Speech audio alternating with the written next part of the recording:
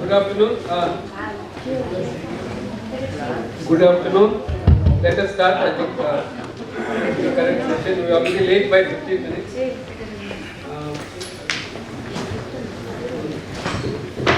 In the absence of Dr. Kishore Singh, who will be joining us shortly, I will be conducting the proceedings on a temporary basis, hopefully. Then, so today afternoon we have a session on the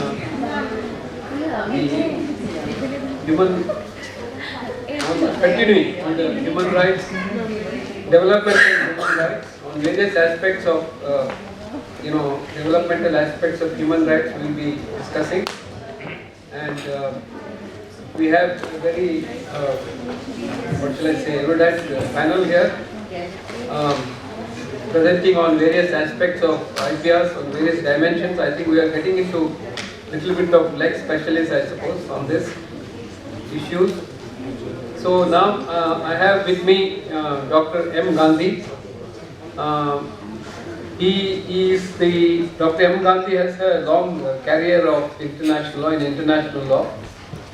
He was former professor. Of course, he was with the Ministry of External Affairs for nearly more than 2 decades, and was a former Joint Secretary there. Then also he taught at Jindal Global Law School and as professor, and then also he was a professor and dean at the VIT School of Law at Chennai, and he has a vast experience in the field of international law. Of course, he has written extensively, and also he continues to teach and guide students. And he is also the distinguished member of the as a Vice President of the Indian Society of International Law. And I'm happy to invite him to make a presentation on the right to development from the Declaration to Convention towards an effective implementation of right to development, which is one of the most important areas for us to discuss. And over to you, Dr.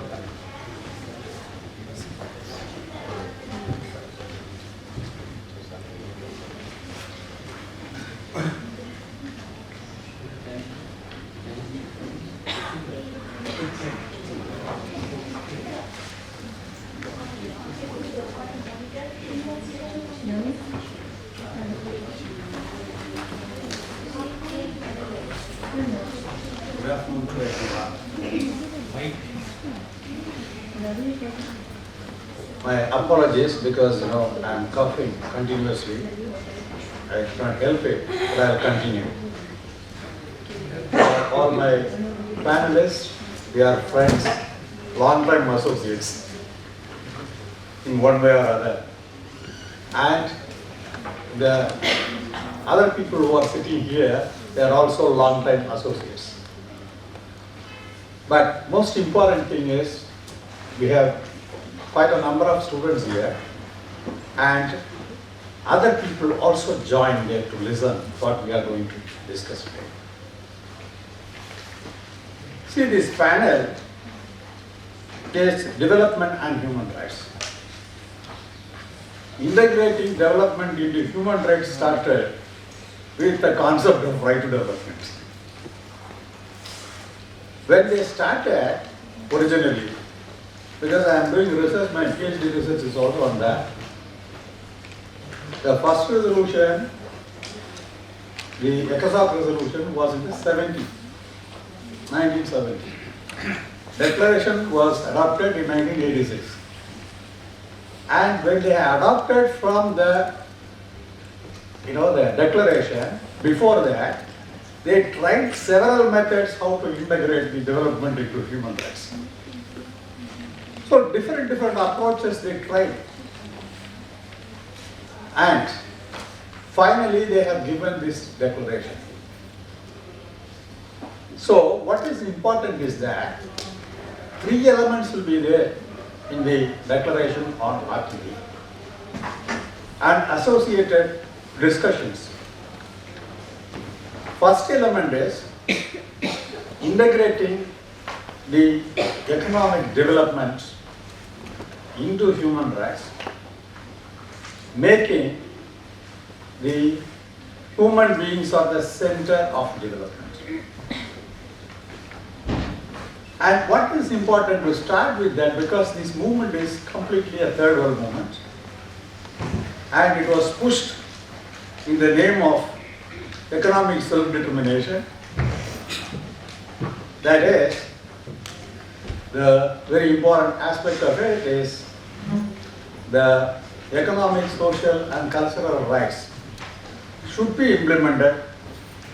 They all thought they should be a prerequisite for enjoying the civil and political rights. Then, when they discussed many things, as I told you earlier, they discussed it. And this, so the individual as well as the collective rights part should be taken about. And it is known as the third generation right, solidarity right. It is a multi-dimensional right. It is a right of an individual as well as right of a nation, originally developing nations.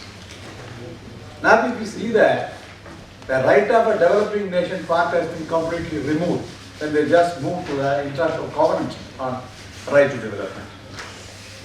The draft covenant is ready now, and that draft covenant also changed the original definition from a point to another point, where whatever was missing originally they added.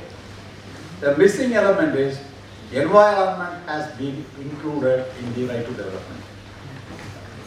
Because in 1986, environment was not seen as a very important factor. But when sustainable development concept came in, they have to integrate sustainable development also. So, the nature of the right, it is an instrumental right, a process. It is a program right, because the basic needs should be met, something like that, basic needs of course. And again, it is a combination of irreducible minimum of civil, political, economic and social needs. In fact, first agenda item on which the working group discussed in the 70s and 80s, that was titled as Alternative Approaches to the Implementation of Economic and Social and Cultural Rights. There was nothing like right to development to start. Now, what is the difference here? See, the European concept of development, one is the W.W. Rosto's 5 stages of development. In the 60s, human rights have been aligned with development. The objectives and methods have been developed in the 70s. Proclamation of Tehran emphasized on realization of civil and political rights is not possible without realization of economic and social rights. This was objected by Western countries. They say that you cannot just make it that it is a prerequisite. Then another prerequisite they made it, and that prerequisite is, you can find in the Declaration of Social Progress, wherein some elements they have taken: justice, social order, and accelerated growth. Goals stated in Article 12, 13 were instrumental in shaping right to development, as it included human element in it. So the basic framework from which the right to development emerged here, your Charter, Article 55, 56, and 28 of UDHR. And where, the 28, they talk about the new order in which the realization of HR is possible. The new order was, it is in the North-South, the dialogue process, the new international economic order. In fact, that has not happened the way, they wanted to push it. So, one part is the economic self-determination, and they call this principle from Friendly Relations Declaration, preferential and non-reciprocal treatment for developing world. It is Charter on Economic Rights and Duties. Then three aspects they in fact brought in through NIEO. Right of developing countries to have preferential treatment, benefit from science and technology, receive development assistance. All these things are there even today. And that kind of a fight between the Western Europe and developing countries, the majority, that continues to happen.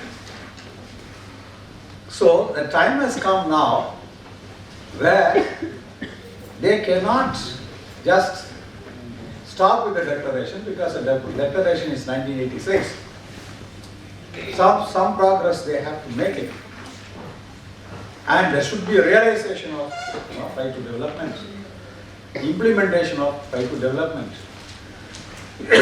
So for this purpose, the working group continued. And the Western criticism originally was that they say that the value enshrined in the declaration than those of the developing nations, because more views are heard by Western countries on that. So majority, tyranny of majority, and it is a non-legal right, and these are all the criticism made against right to development. And they say it is a people's right, it is a collective right. When it is a collective right, if it is not individual right, that should not be a part of the human rights jurisprudence. But that was rejected by majority of the countries from third world. Then they also argued that a state right cannot be a human right. Now, what is the nature of the right to development today? It is a core right or process right. Now, from process right, it is moving to the core right. Because when the international instrument is made, legally binding instrument is made, it becomes core one. So the combination of irreducible minimum of rights like right to education, right to health, right to food, program right, imperfect right, all these things are come into play. Now, then the right to development, to sustainable development, this linkage has been created. If you look goal 16 and 17, and you can find that the linkage is created.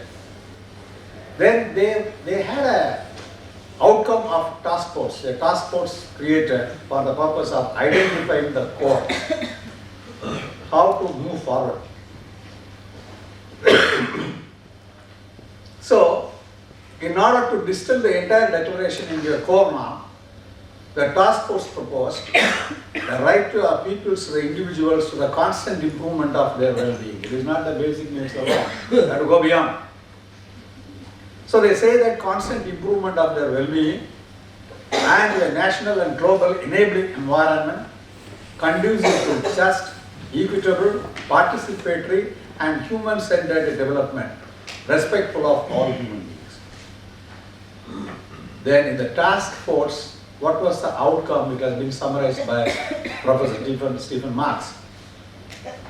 And the task force proposed three attributes which correspond to the concepts of policy, process and outcome.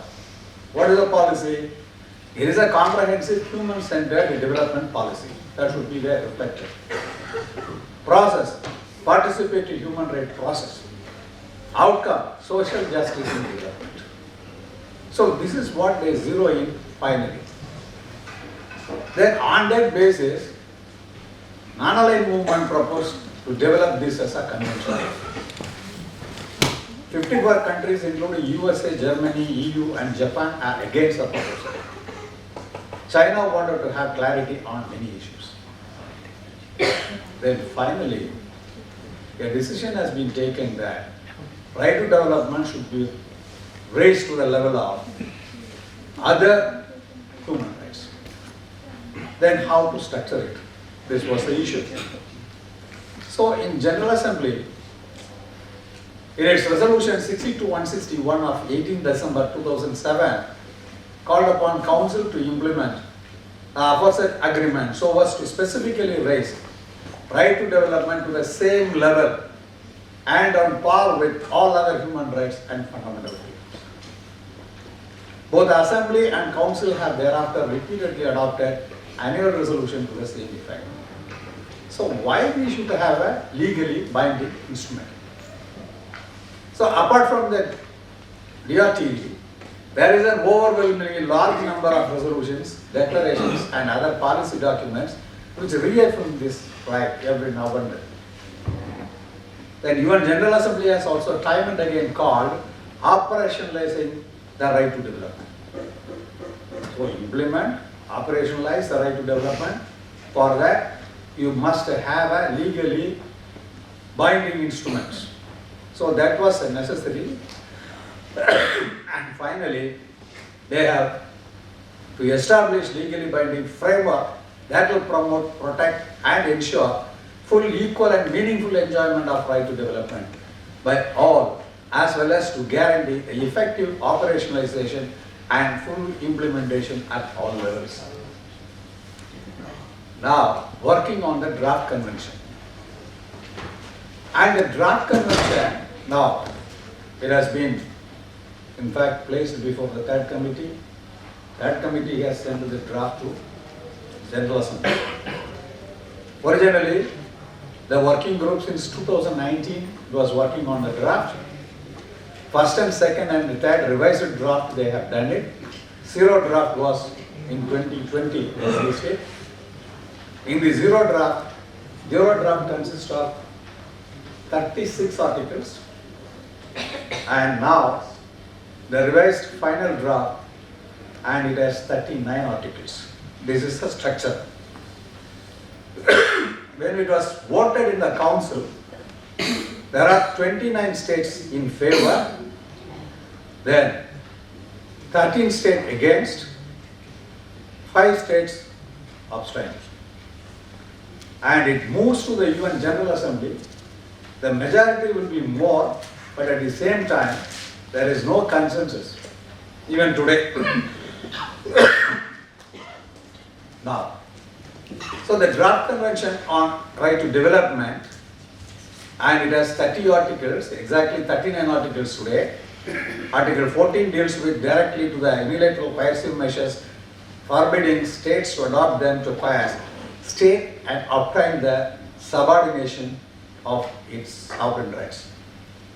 Now, what is important is that it is a framework convention. Therefore, any number of protocols can be developed in that.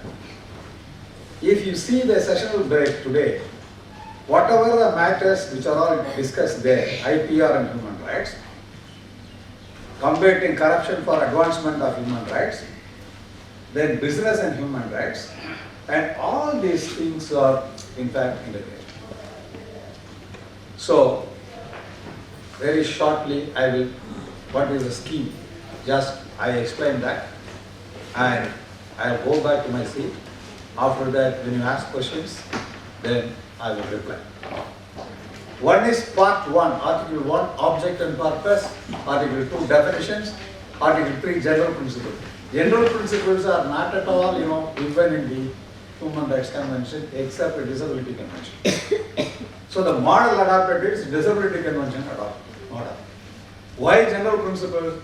Because all the 9 conventions, core conventions of human rights, all are gathered out and all these things are put there. So article 4, right to development, where the definition is given. 5, it is the relationship with the right to the people and self-determination. Article 6, the relationship with other human rights.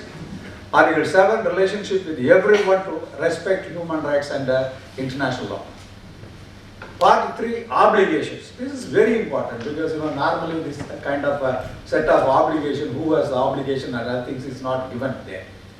So here, duty to cooperate, because all the obligations are given that here.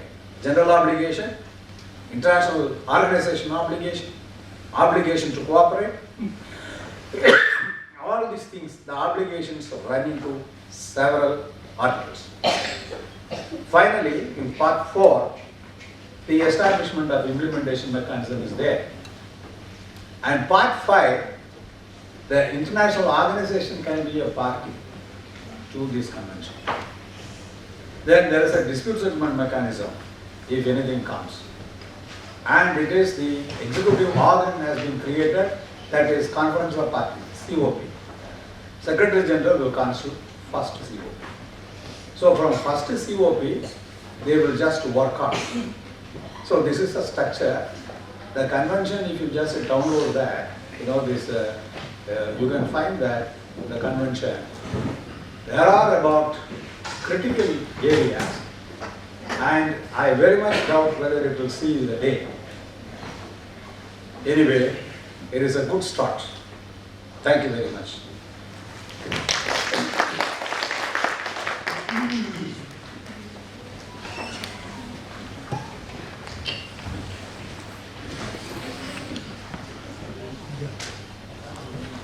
Thank you, Professor Gandhi. I think it was a good introduction to the emerging developments in right to development and emerging possibilities of convention, probably, which is considered. And this thing is especially important because in the past, for example, all human rights were supposed to be contributing to implement of the right to education, right to development, not to duty, but at the same time, in economic and the considerations of socialism, because of the importance of human development.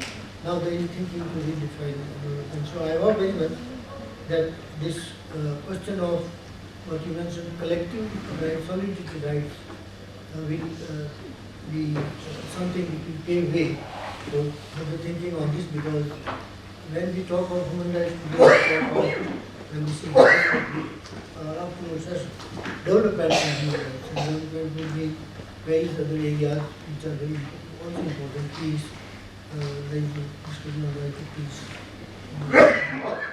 solidity rights. So thank you very much for this.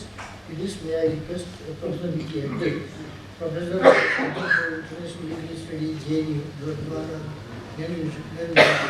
who will talk on intellectual property rights and human rights. And this again is a field of key importance because, as you know, today there is so much of publicity and consideration being given to innovation, innovative thinking, creativity, etc.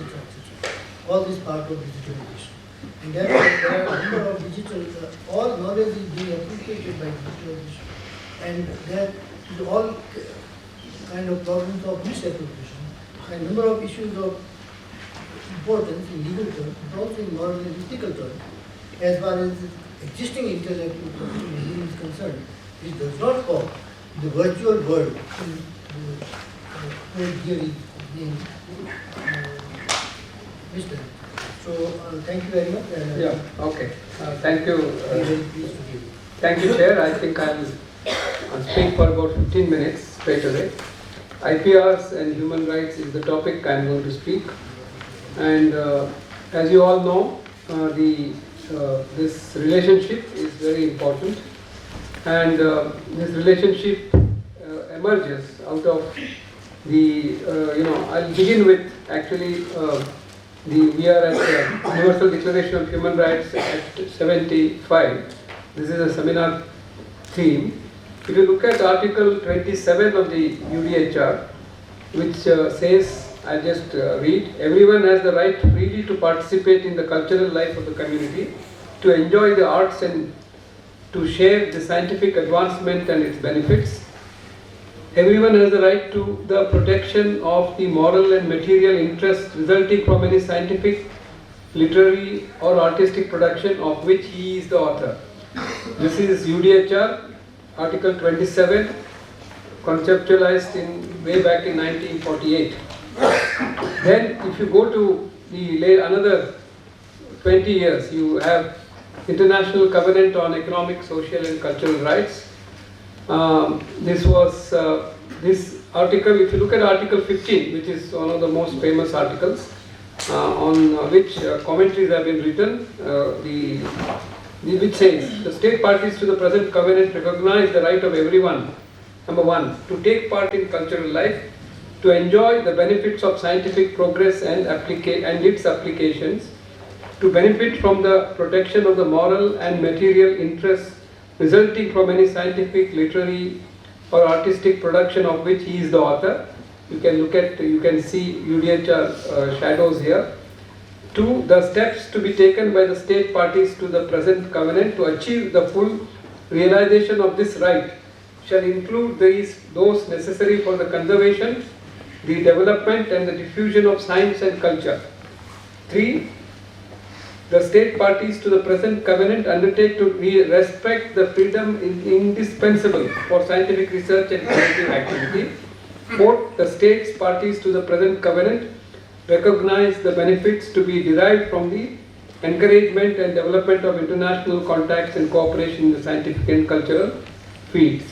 So now, you have UDHR and covenant, both are, referring to, not directly, they are not referring to IPRs per se, but they are talking about scientific production, scientific developments and their dissemination and their, everybody's right to, including the authors, have the right to actually preservation of their rights. So both articles are very, very well interpreted. Commentaries have been written by the treaty bodies on these two articles, particularly when the developments on intellectual property rights started taking shape with the conclusion of the trade-related aspects of intellectual property rights known as TRIPS under the auspices of the World Trade Organization.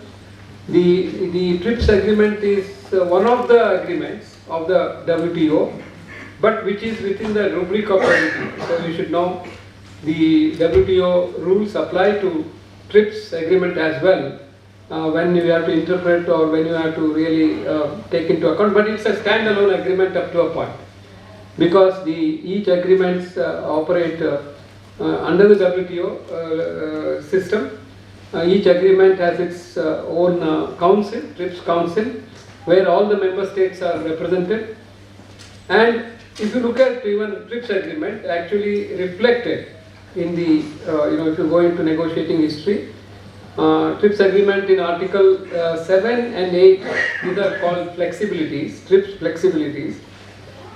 These two articles talked about the dissemination of the innovation, technology in the public interest, both articles, and provided states, and it is worded as may, but TRIPS agreement has its own story to tell, but TRIPS agreement provided at least in Article 7 and 8 some form of reference to leeway to states to implement the ideas which are there in Article 15 of the Covenant on economic, social and cultural rights, and then Article 27 of the Universal Declaration of Human Rights. So this is the context. So now let me tell you that the United Nations Human Rights Council, in fact, has been passing resolutions on the topic IPRs and human rights since 1997 actually. Post TRIPS agreement, this item has been on the agenda of the Human Rights Council, not only on IPRs and human rights. If you look at the website of the Human Rights Council, you will see a number of resolutions, reports and works on human rights and internet and human rights and copyright, and there is a number of ideas have been provided in the Human Rights Council. The Human Rights Council is also a United Nations body which is equally important. Now I am just putting before you a sort of a legal regimes. Not one, there are number of legal regimes I have already talked about, international legal regimes. I have talked about in UDHR, Universal Declaration of Human Rights, I talked about covenant, I talked about Human Rights Council, I talked about World Trade Organization. Even I can talk about Convention on Biological Diversity, I can talk about Food and Agriculture Organization, which has got a treaty called International Convention for the Protection of Genetic Resources. Then of course I can talk about UNESCO, which has got 2 or 3 conventions on intangible cultural heritage. So there are a number of, and of course World Health Organization in recent times also has been dealing with some of these issues. And of course there are regional organizations, with both in Asia, Africa, in South America, European Union, with its directives on all these issues, has also been dealing with ideas of intellectual property rights, various aspects of intellectual property rights and human rights. Now let us be clear about one point. When we talk about intellectual property rights, to put it in most basic ways, it includes bundle of rights, obviously. When you say IPRs include patents, copyright, trademark, geographical indication, trade secrets, integrated design, you can go on actually. The list is increasing now actually. So you have a bundle of rights. So each one of them is different, you should know. I'm sure all of you know, I don't have to say, because the patents look at technology and copyright looks at artistic and literary works, and then geographical indications are different, but they all overlap up to a point, but they are different. They actually seek to protect different subject matter. They have a different kind of an approach to things. So IPRs are, again, historically speaking, IPRs are, if you take a historical view, IPR regimes are more than modern IPR regimes. I'm talking about modern, what we call today as patents, copyrights, etc., are more than 130-40 years old. The first convention came in 1883 with the Paris Convention on Industrial Property. The second international convention, followed by it is the Berne Convention on the Artistic and Literary Convention on the Protection of Literary and Artistic Works. So these are almost 130 or 140 years old. And the whole debate, of course, happened within the European context. And IPRs continue to be debated in those countries essentially. And the rest of the world, of course, also had their own system of protecting IPRs. I'm not going to get into the history, etc. But human rights, as morning when we were discussing, it was mentioned by, I think, one of our colleagues saying that the first time the human rights word was mentioned in the UN Charter. I mean, I want to believe that actually. Professor Vijapur is saying his authority, I will agree to whatever he says. So obviously, the first time the human rights word came in the United Nations Charter, which is in 1945. So you have 2 regimes here. One is IPR, which is 130 or 140 years old. At that time, international law had not many international conventions. For example, in the 1870s or 1880s, I mean, to the best of my knowledge, they hardly, except of course some humanitarian law convention, Universal Postal Union, and something like that. There are no other international conventions. You can, if you name some, I'll be very happy to listen to it. But there are not many international conventions concluded at that point of time. So IPR conventions were concluded. One is Paris, another one is Berne. So 1880. So in that sense, if you look at the trajectory of time, IPRs are much older than human rights, convention or norms. Let's keep it as norms. But human rights, once it's there in the UN Charter, and then of course covenants came up in 1966. Then torture. Then you have number of international conventions which have come up.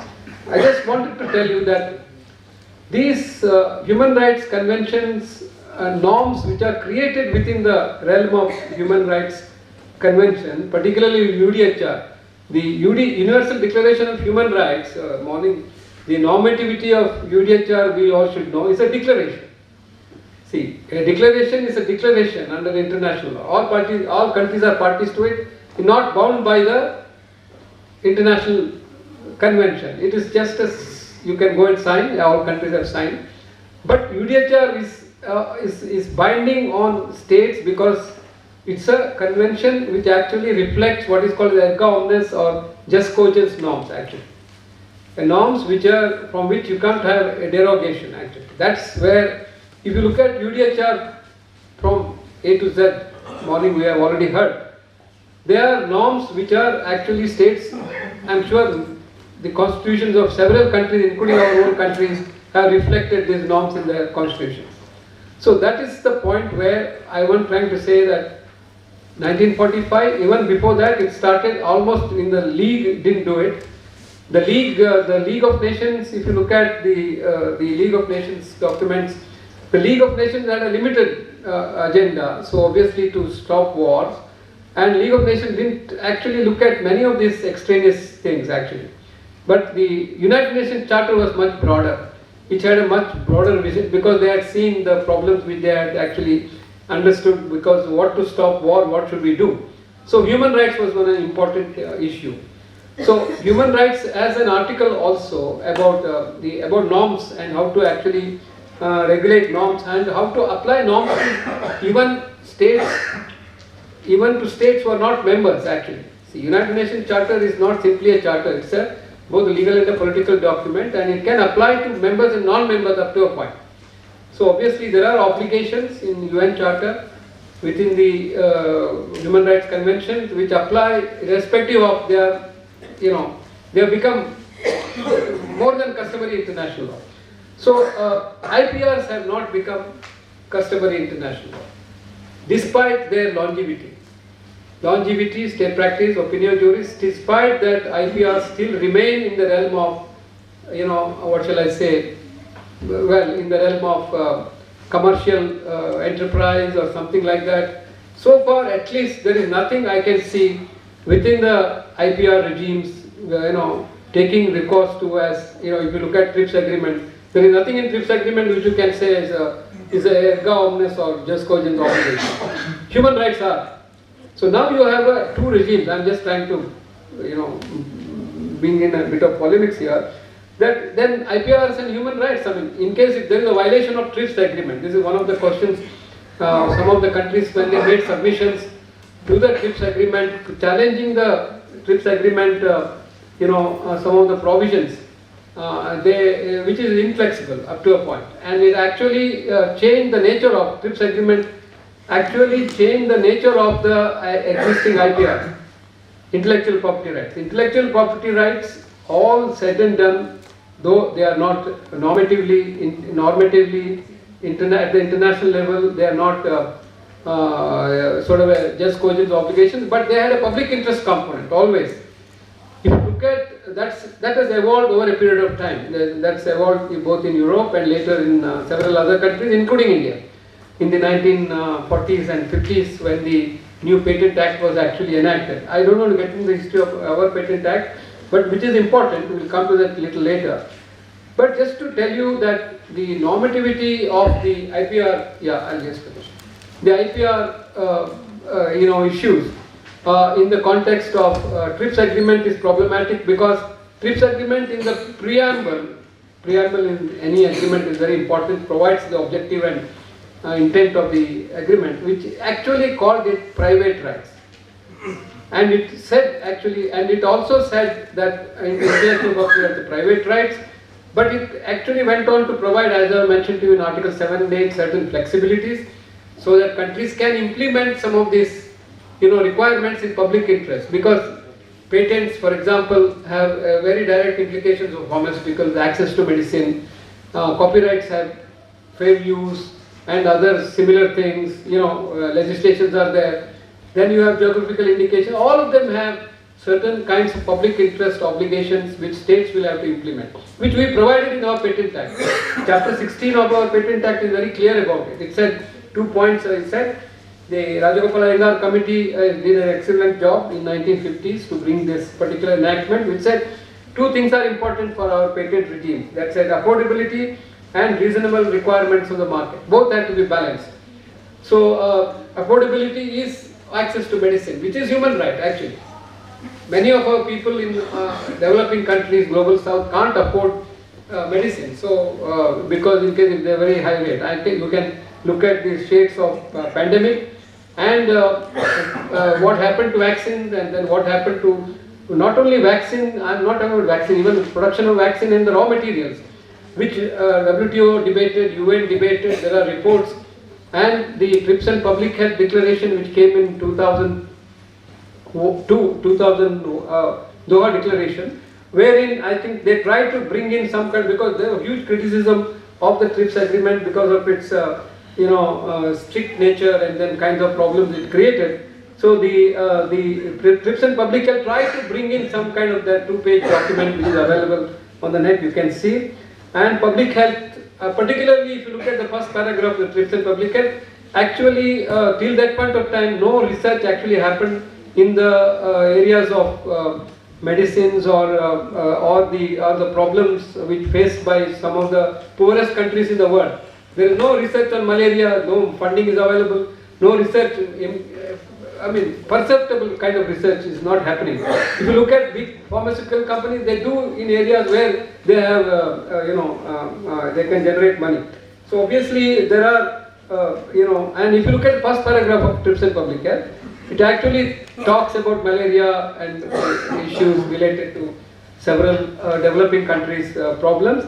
But at the same time, it became the WTO problem is, I am critiquing the WTO because this particular TRIPS and Public Health para 6 is actually talked about the countries where there are no sufficient manufacturing facilities. That's where it is going now.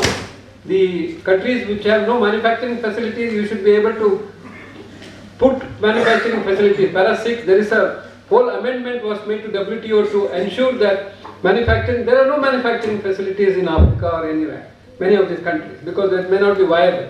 But at the same time, access to medicine is a big issue because many of these countries can't afford it. There is a total asymmetry and it continues, I can tell you. So IPRs and human rights is a very fascinating area. I've tried to touch some of the peripheries of the area, but there is still a whole lot of problems which are there. Now even recent, the COVID context, India, South Africa and several other countries together made a submission, and then the ministerial conference, 12th ministerial conference actually agreed to provide some kind of a concession, which is not a concession in my view, because it actually comes out with a lot of restriction. European Union had a different view, but Americans came back and said, we will agree for some kind of a waiver within the MC12, and that they have agreed.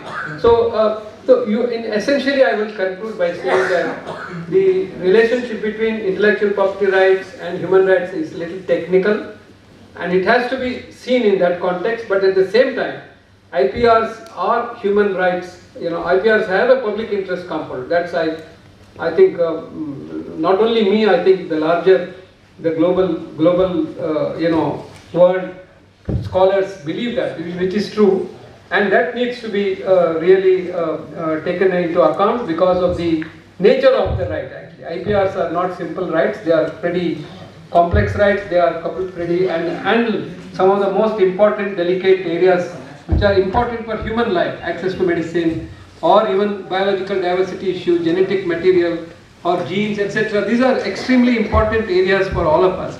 So how to regulate them can't just be left to have more technical details. It has to be a human rights issue as well, which I think Human Rights Council and others are actually debating. So I just want to highlight and point out very broadly some of these issues, and I'll leave the details later. And thank you, sir, for the opportunity.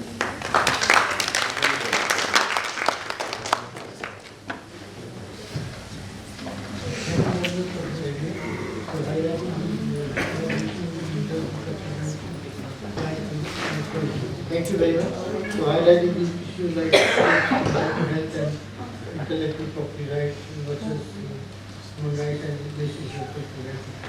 I think this is a thing of very great importance today, and we are talking about discussing important. May I now invite Professor Maan, Director, Scientific Transparency and Accountability Government, and he will be speaking on thank you, sir. Thank you. Combating corruption for the advancement of human rights. Of human rights Thank you very much. I think it's a very fascinating field. But if you allow me, I want to make one remark. In 2014, there was a big event organized in New York, invited by an organization called Transparency International. I think we'll be speaking about it. But the most unfortunate thing is there was a publication on education which made me feel shameful that education is the most corrupt field. And now today we observe is that political leadership is itself very corrupt in today's world and getting more and more corrupt. So this is that is extremely important. Thank you and we'll be happy to listen to you. Thank you, sir. Thank you very much. So, respected dignitaries on the dais and on the dais, Narendra Singh ji, I'm grateful to ISIL for giving me this opportunity to have some interaction and discussion with our friends. Combating corruption for the advancement of human rights. And I think disclaimer is very pertinent. Disclaimer regarding my arguments, disclaimer regarding some primary data. See, I'm not against any government, state government, central government or any particular institution or individual. See, as a student of good governance, as a member of Center for Transparency and Accountability, I think this is my humble duty to examine the real character of human rights. See, there is no dearth of instruments, whether it is at national level or international level. You have so many instruments recognizing human rights in one or the other dimensions, right? Right to food, you have right to education, right to minimum wage, right to privacy. It has so many dimensions. Now we always talk about the new dimensions of human rights. It is not confined to only that equality, discrimination between male and female workers or male and female counterparts. Now we have new dimensions, right to good governance, right to corruption-free environment, right to pollution-free environment, right to services, right? So let us talk about the combating corruption and how this corruption has affected access to various rights. So I'm going to argue on certain rights, right to minimum wage, a right to employment like we have Manrega, how Manrega is functioning. And I think it is very pertinent to highlight that human rights in theory are very, very different from human rights in operations, right? So that is, I think I'm going to focus the functional part of human rights. And we cannot promote any human right, let it be a right to equality, right to good governance, unless we control corruption. So I think my hypothesis is very simple to understand that combating corruption advances the causes of human rights. So let us have some discussion. No, corruption, corruption is not confined to only that monetary corruption. Corruption is very comprehensive term. And if we analyze this, the corruption, the Prevention of Corruption Amendment Act 2018, where this undue advantages have been included. The corruption, by and large, I think we are under the impression that corruption is confined to only that monetary corruption, right? Give and take, monetary benefits. But it goes beyond that. A teacher evaluating somebody solely on the basis of family background is also corruption, right? Appointment of some disqualified person without looking into that qualification part or that experience part is also corruption. A rule of law cannot survive without combating corruption, right? You have, rule of law, we always talk about rule of law by this scholar or that scholar, but rule of law cannot survive, real character rule of law, equality. And equality, where the equality, we consider state of the person, paying capacity, designates of person for each and everything, right? So this is the problem with respect to corruption. Corruption has various parameters and it is not confined to monetary corruption. It has various dimensions. And it affects poor people to great extent because it is a matter of paying and getting things, right to good services, public services. How certificates are obtained, you pay and get it. I have that kind of experience. So I am going to focus only on that interface between combating corruption and advancement or promotion of human rights in specific context. And I am going to rely upon primary data as collected by me during the course of my empirical research on a specific project on wage discrimination, where I visited the various panchayats, and other data regarding functioning of workers, wage discrimination between male and female workers. And I am also going to examine CPI index with respect to SAARC countries, and the quality of governance in those countries and reflection on the specific aspect. Now see, corruption by and large is based on perception, right? Because rights and wrongs are not defined according to convenience of individuals. We have set standards of rights and wrongs, but now it has become very convenient, right? A beneficiary of corruption or corrupt activities will treat it otherwise, and the person who has been affected by the corruption or corrupt practices would interpret corruption differently, right? But corruption is corruption, right? Let us have that objective analysis of corruption: undue advantage, undue bad benefits, unqualified benefits, and it is not confined to only appointment. It is also related to admission. So we'll discuss that quid pro quo or admission with respect to management quota or other things. You know, there's some reported news article regarding one particular reputed medical institution, where one of the, I think, the candidate's mother paid some 40 lakh rupees and she booked the seat. Thereafter, that the student did not get that admission, so she questioned that upon the specific the transaction, but she could not prove the transaction at all, because you know how these activities are being conducted. So it happens. We try to bribe, and it is directly related to demand and supply, because we create demand and we supply unlawful consideration. So it's a matter of economical dimensions. Corruption is not confined to only that this legal dimension. We always talk about Prevention of Corruption Act, talk about other dimensions, CBC, right? So it has not been confined to only legal dimensions. Your political corruption, economical dimensions, social dimensions, and there are so many dimensions of corruption, right? Yeah, corruption, and see, who is responsible for corruption? We blame government servant, government agencies, the government is corrupt. But who generates corruption? Who originates corruption? Who creates demand for corruption and supply unlawful consideration? See, we believe in success at any cost means are not so relevant. That we want all the benefits all the time without following that rule of law, without respecting the specific process that is provided by a particular scheme or provided the system, right? Then we keep on blaming each other. But what about accountability of stakeholders? Why do we create demand for corruption, right?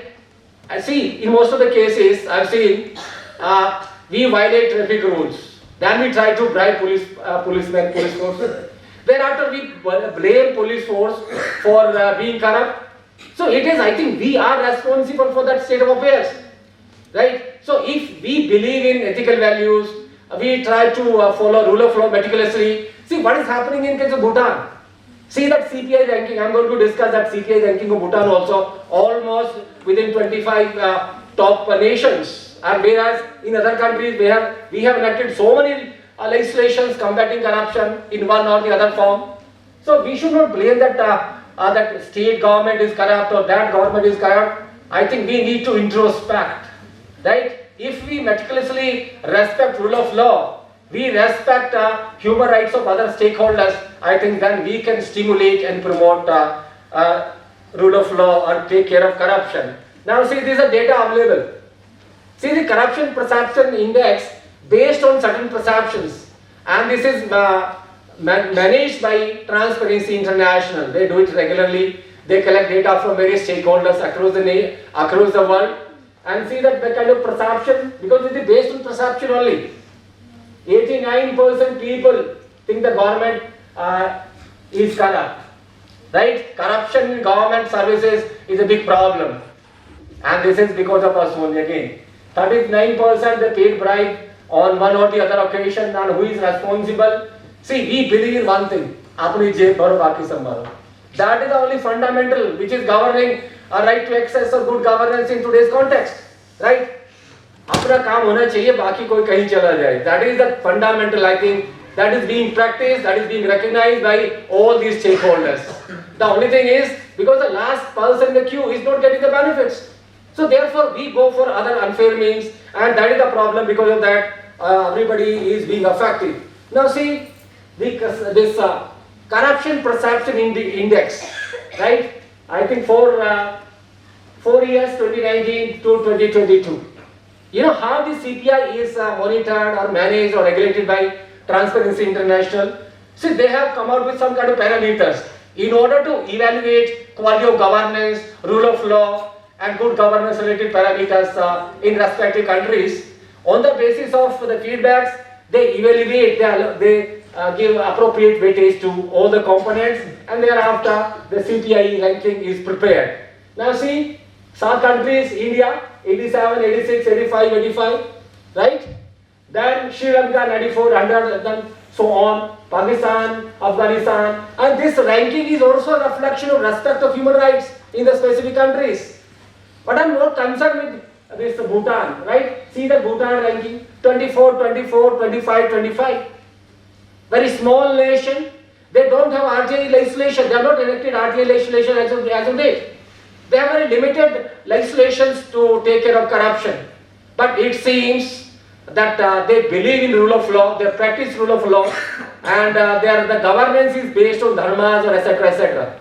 That this is based on some kind of the secondary data available in the public domain. I don't have any primary data to make that argument, but on the basis of examination of statutory instruments that have been implemented by Bhutan in order to combat corruption. So Bhutan is a wonderful, I think, example where rule of law has been respected, right? Good governance has been recognized, but whereas see other countries, Afghanistan, Pakistan, Sri Lanka, Bhutan, then Bangladesh also. So this is a reflection of that kind of the recognition of human rights in the specific countries. Okay, now see impact of corruption on human rights, right? Designated services do not reach the beneficiaries. It is also related to PDS system. It is also related to other benefits. See, that sort of benefits which are designed for the beneficiaries.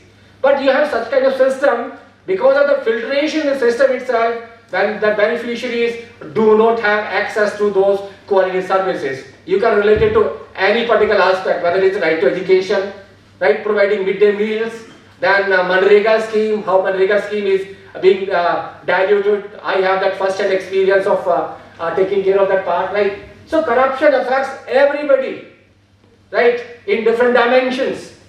So this is corruption, you know how it has affected people in social, economical and, chalo, okay, fine, I'll just discuss that part, right? So corruption with respect to our inability. Corruption is flourishing, is progressing, is advancing because of our inability, because of our failure, because of our inaction. We don't have courage to question corruption. We don't want to be part of that kind of opposition where dissenting opinions are not considered. I have that kind of first hand experience, right? So let us discuss only the medical right to medical services. You know, right to medical services, government hospitals have been created, constituted by the government, and so much of resources are being used. But who is willing to go to government hospital? Services are free. And because of non-availability of medicines, non-availability of doctors, no dearth of resources. But there is a problem of the availability or malpractices of medical services and government hospitals. See, number two, with respect to right to employment, Manrega. See, for the purpose of this National Commission for Women Research, Empirical Research, I visited some 10 states and some, I think, 20 panchayats. Right, you know how Manrega scheme is being functioning. See, that means the wage fixed for most of these schemes ranges from 208 to 225, right?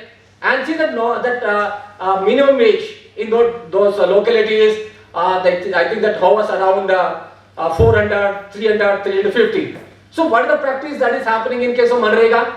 See, actually, I've seen in all the cases, actually they employ 50 workers, right?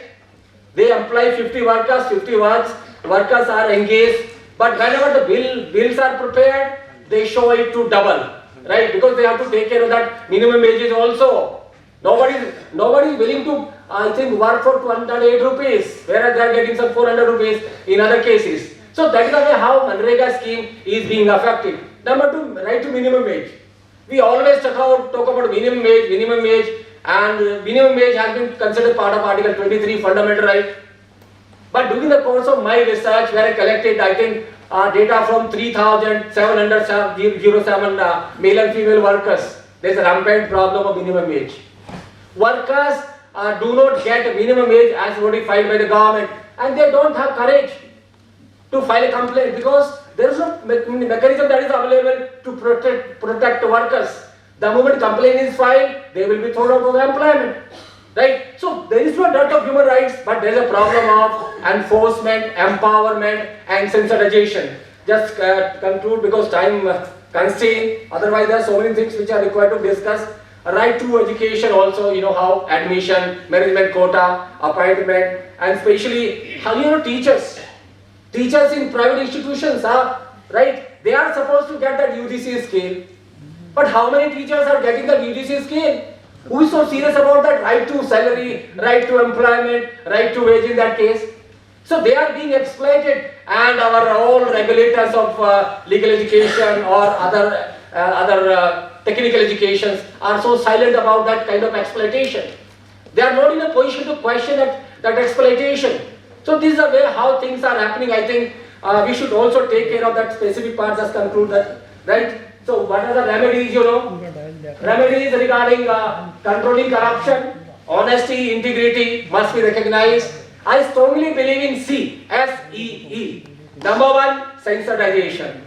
Number two, empowerment. Empowerment through training, empowerment through other techniques. And the last one is enforcement. That we must have meticulous enforcement of all these rights, whether you talk about right to education, right to minimum wage, right to employment, right to unemployment allowance, etc., etc. I think this is my humble submission. All questions, clarifications are always welcome, and criticism is also welcome. Thank you.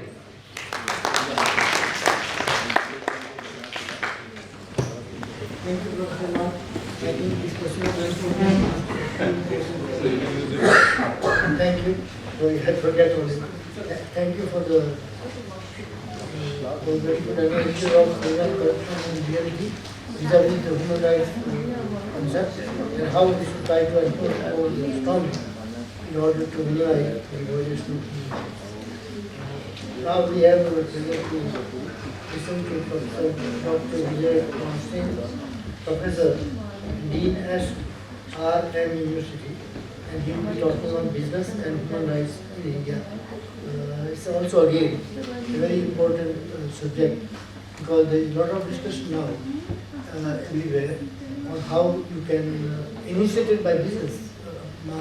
Ironically, that we are ethical, we are law-abiding, and we are in conformity with human rights.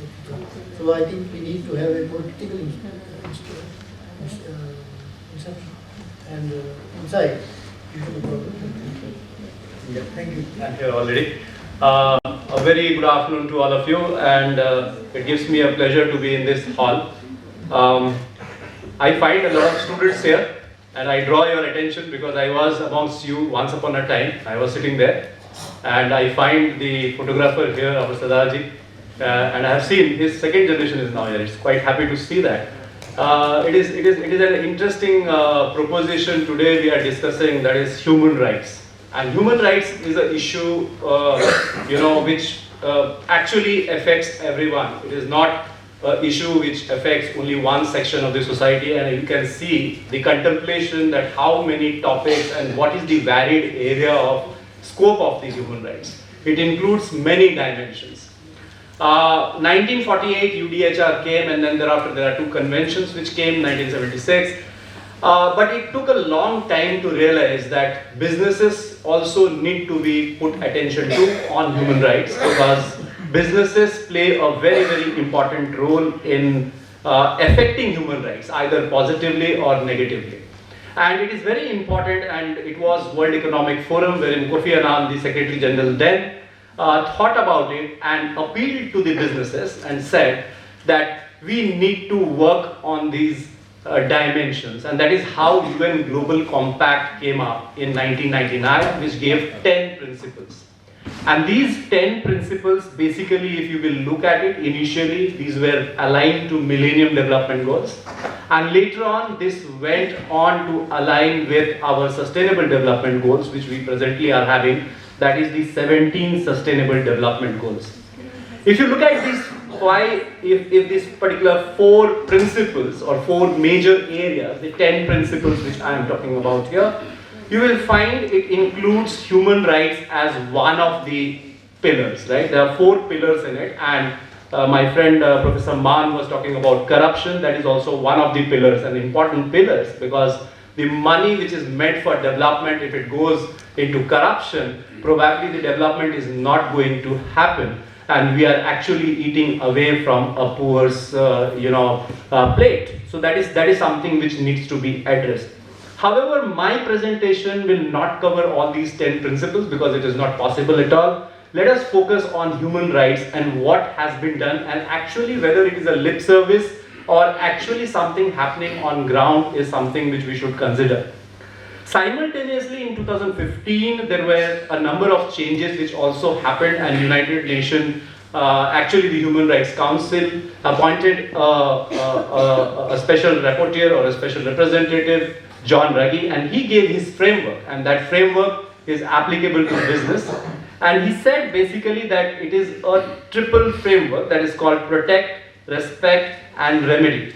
So the primary responsibility is in the government to provide for a mechanism of protection, which my friends have been talking about so far. Second point here is role of businesses. So businesses have to realize that what role they play in terms of protecting human rights, what all things they should do to protect human rights, or is it their mandate, or their mandate is only to make profits. This is something which was at the core of it, and at the end of it, if something happens wrong or businesses overstep these human rights or these principles, then there should be some mechanism of remedy, and that is how this works. So the principle 15, if you look at it, this sums up the similar kind of a thing.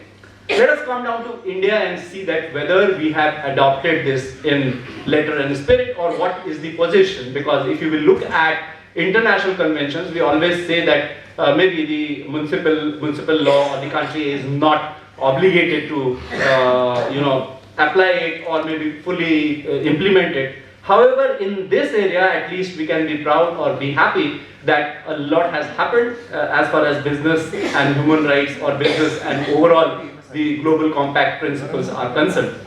So India's action already started by way of NVGs, National Non-Voluntary Guidelines, which actually adopted these 10 global compact principles as 9 principles, and these 9 principles were called non-voluntary guidelines. It all started with voluntary, and then thereafter it became mandatory, as you would see under the Companies Act 2013. CSR provisions have been incorporated, but CSR provision is only one part of it. It doesn't say human rights. But if you will look at the compliance of NVG guidelines, it started with BRR reports that were called business responsibility reports, and basically these listed companies are obligated to follow these principles, and they have to make a reporting on all these 9 principles.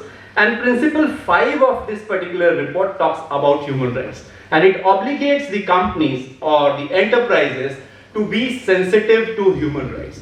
There has to be an officer, there should be some policy in their organization which says that you should respect human rights. There has to be a mechanism to respect human rights. There has to be an audit of that particular thing. These are the dimensions which were incorporated in business responsibility report. However, this is not applicable to all companies, and you will see the greater or the bigger the person, bigger the responsibility of protecting human rights is. And this you can see on general roads also. So if there is a car driver and he hits a bicycle owner, whose human rights is violated, by the way? Obviously it is bicycle rider, or at all times. There is no other occasion on this, and this is what actually applies in business scenario. If it is a big company, big corporation, definitely they are put to more rigorous tests, and that happens in practicality. If you will see the SEBI notification, it has increased the BRR compliances or business sustainability compliances to 1,000 listed companies now, and the companies have to make these compliance by way of an integrated reporting.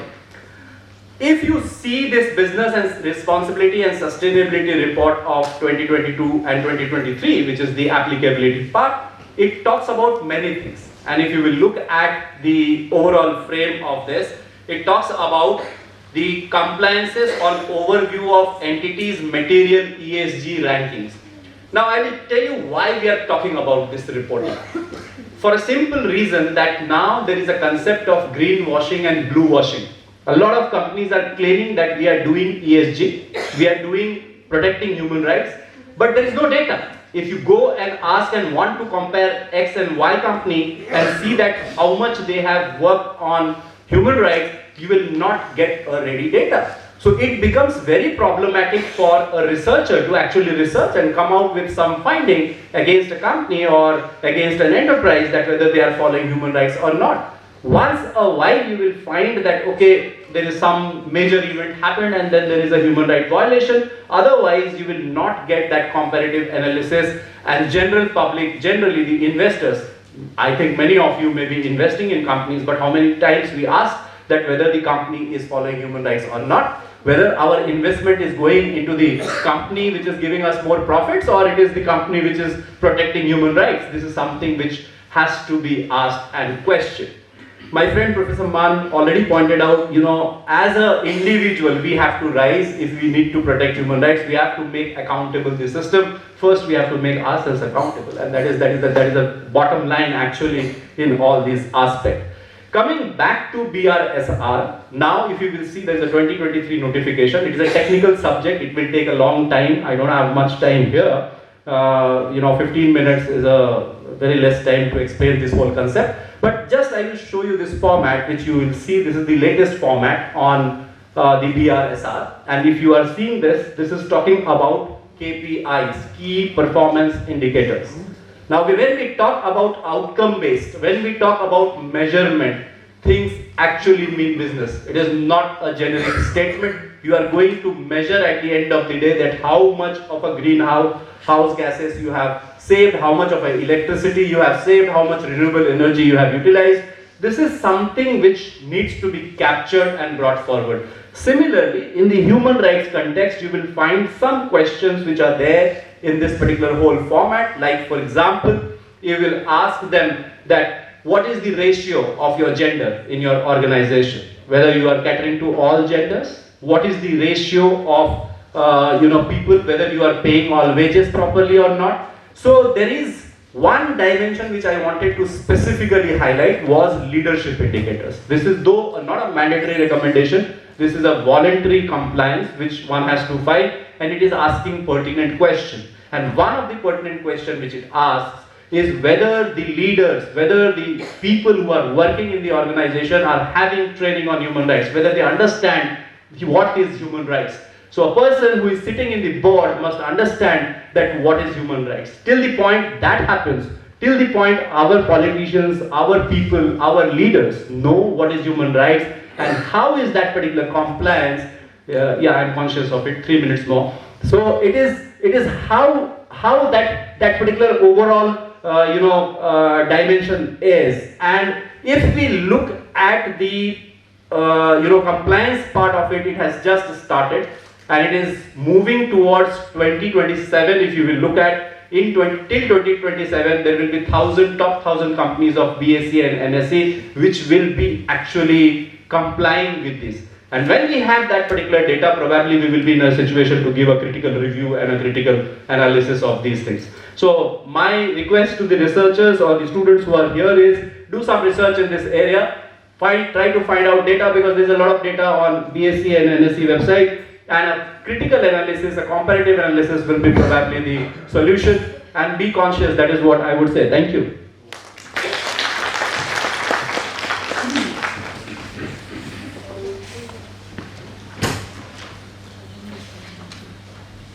Thank you very much, Dr. Nizam Mohsin. I think it was a very good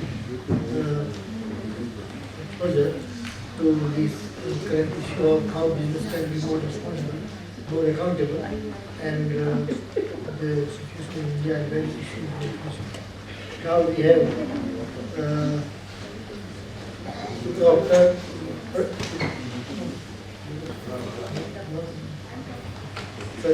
We have Dr. Pura, Associate Professor at South Asian University, and he will be talking on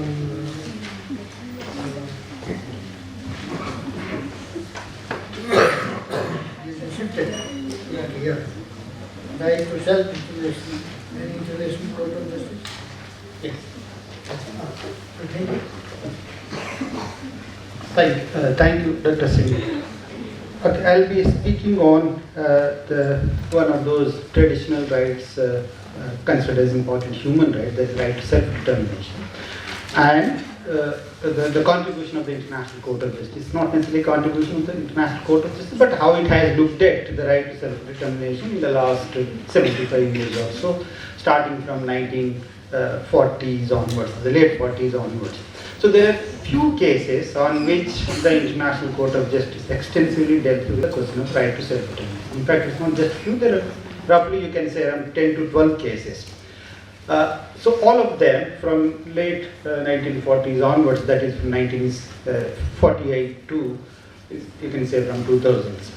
So there are several cases which have been dealt with by the International Court of Justice, and the question of right to self-determination has been dealt with in different phases, in the sense that the kind of issues that the International Court of Justice dealt with in 1950s and 60s is slightly different from what it has been doing in the last 2 decades or so.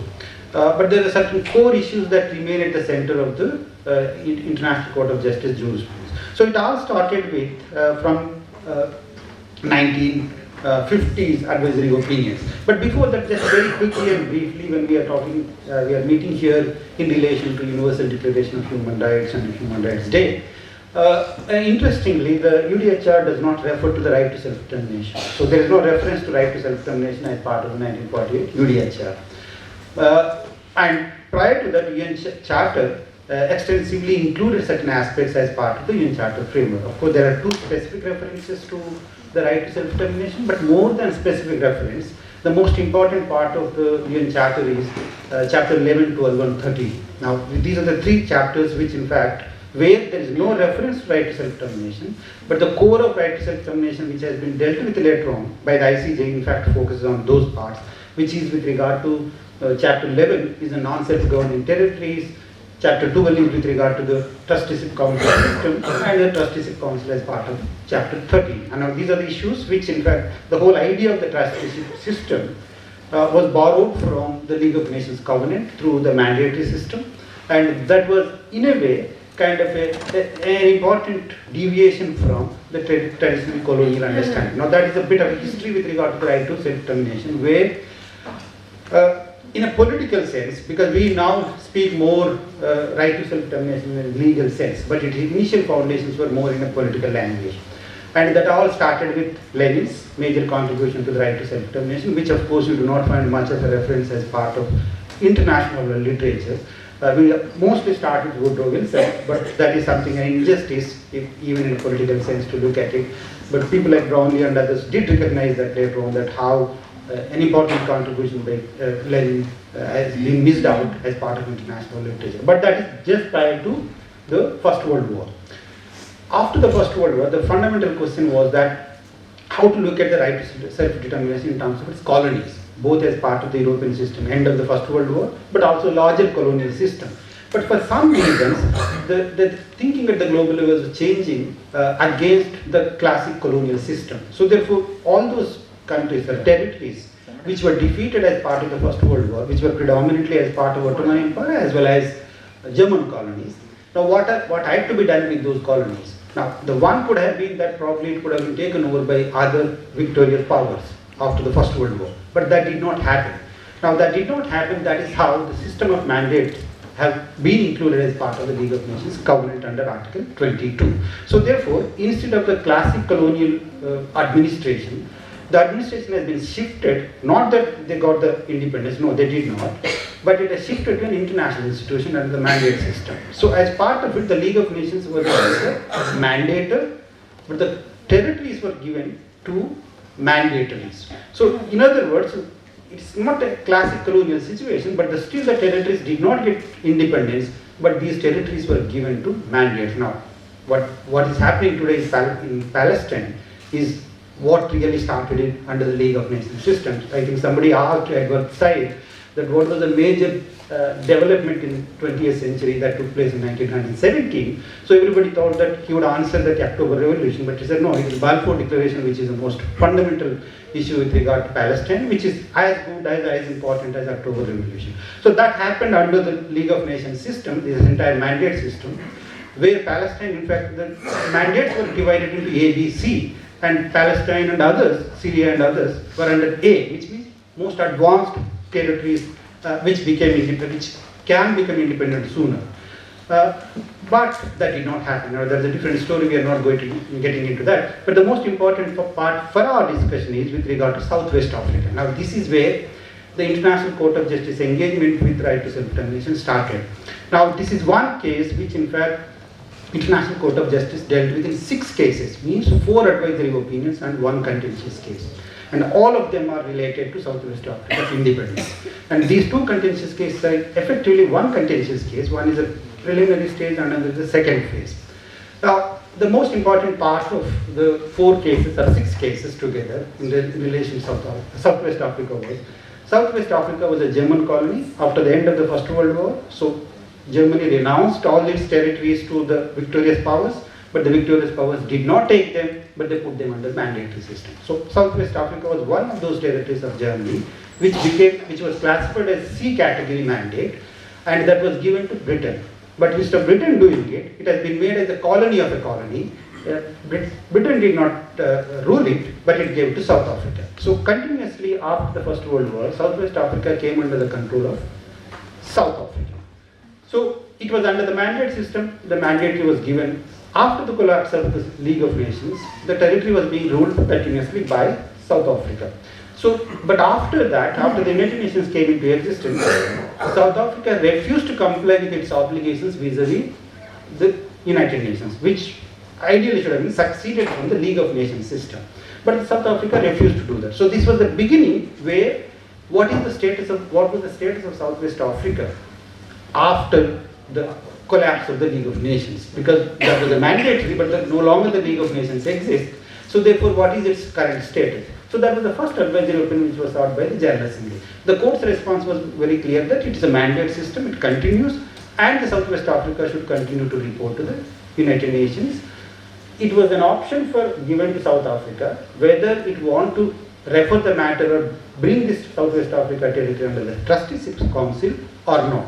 But unilaterally South Africa cannot or could not change the character of Southwest Africa. So that was the first opinion given by the International Court of Justice in relation to the legal character of the territory of Southwest Africa after the end of the League of Nations. So therefore, South Africa did not enjoy the kind of a colonial power that probably the classic colonial powers enjoyed. So it was essentially United Nations, the mandate system of the League of Nations has been looked at as a continuation as part of the United Nations system, even if the territory did not fall under the institutional structure of the Trusteeship Council. So that was the first advisory opinion. Of course, South Africa continued to refuse to abide by the court's opinion. So there were 2 other questions were posed by the General Assembly to the International Court of Justice with regard to the voting structure in relation to Southwest Africa, and also with regard to the individual petitioning system, which was part of the League of Nations system, whether that should continue or not. In both the cases, of course, ICJ said that yes, South Africa has obligations. So there are 3 advisory opinions. So meanwhile, after these 3 advisory opinions, since South Africa was not complying with ICJ position, some states started thinking that whether we need to go for a contentious case before the International Court of Justice. That is how Ethiopia and Liberia filed 2 different applications before the International Court of Justice. Basically, asking that South Africa was not complying with its obligations under the United Nations Charter, and as well as several General Assembly resolutions, as well as the previous advisory opinions. Therefore, it would amount to violation of international law entailing international responsibility, was the contention of Ethiopia and Liberia in relation to South Africa in the case of Southwest Africa. Now, South Africa raised several of the 3 or 4 preliminary objections that were rejected, and matter reached at the merit stage, which is generally referred to as a second phase of the Southwest Africa cases. Now, this is one case probably the most significant case for any student of international dispute settlement mechanism, particularly International Court of Justice, because this changed the course of the court and almost it became a court without a cases for almost 15 to 20 years after 1966, except one or two advisory opinions. So what happened in this case was that when the matter reached the merit stage, since the preliminary objections were rejected, so everybody expected that the court would be getting into the merits of Ethiopia's and Liberia's applications. But instead of doing that, in a quote-unquote innovatively, the court came up with an argument that, to put in a simple way, that these two states did not have local standards to bring this matter before the court. Now, this would have been ideally settled at the preliminary stage. But the court rejected all the preliminary objections made by South Africa. Matter came to the merit stage. So without getting into the merits of it, they went into the details of the mandate agreement under the League of Nations, and they kind of divided the provisions between conduct provisions and self-interest provisions. Now, this classification, I think somewhere Rosa Higgins says that this is unprecedented in the history of international law. Never at any point of time this kind of a classification was made, by not just by the court, not even by any scholar at the state. Now, the entire emphasis of the court's position was essentially driven by the president of the court, Percy Spender from Australia. So they came up with this, and Fitzmaurice, both of them basically did that, and finally they rejected the application. And it was 7-7 votes. So therefore the president cast his vote. Now, as a result of that, both the applications were rejected. Now, there is a huge amount of criticism against from Africa, Asia, and all newly independent states as well as colonies, that the court is acting in the larger interest of the Europeans. That is one important part of it, about the substance part of it. But there is an interesting story behind this judgment was that Sir Zafrullah Khan, a judge from Pakistan, was removed from the bench. In other words, you can call it as a removed from the bench, because he was elected to the ICJ in 1964, and before that he held several positions. Before that he was in ICJ, he was representing Pakistan, I think President of the General Assembly, so he was part of representing Pakistan on almost many things. So his opinions were very clearly known to everyone as anti-colonial. Now, this Australian president, Percy Spender, asked him to recuse himself from the bench. The reason was that Zafrullah Khan was asked by Liberia and Ethiopia asking him to sit as an ad hoc judge, which Zafrullah Khan said at the beginning of the proceedings. That was in 1962. So this was happening in 1966.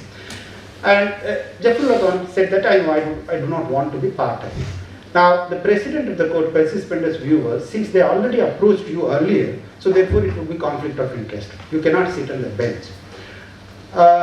It seems that all the judges sat together and decided that he should not be part of it, and he recused himself, but he openly said to the press that that was not my opinion. I was compelled. The judgment would have been completely different. But that is a different story. There is an interesting article by Victor Curtin, about a 50-page article of the entire story behind what was behind the scene as to how Judge Zafrullah Khan was removed from the bench, just completely changed. They use the word manipulation of the judgment of the International Court of Justice. Now, okay, so that is the contentious case. That is how it ended. After that, there's a lot of criticism against the court, and many states did not want to go to the court. But interestingly, again, Zafrullah Khan came back because there was another advisory opinion requested by the Security Council on the same matter. So it was almost completely undone what was done by the 1966 judgment in relation to Southwest Africa, where the court clearly said that any form of further continuation of South Africa, in the case of Southwest Africa, would be completely in violation of international law. Of course, that did not happen. Later on, the name of the Southwest Africa was changed to Namibia, so I think it became independent only in 1980. So this is a long number of cases, 6 cases, which in relation to one issue, which specifically talked about starting from the mandate system to the United Nations provisions, as well as Chapter 11, 12, and 13, specifically focusing on the right to self-determination of Southwest Africa.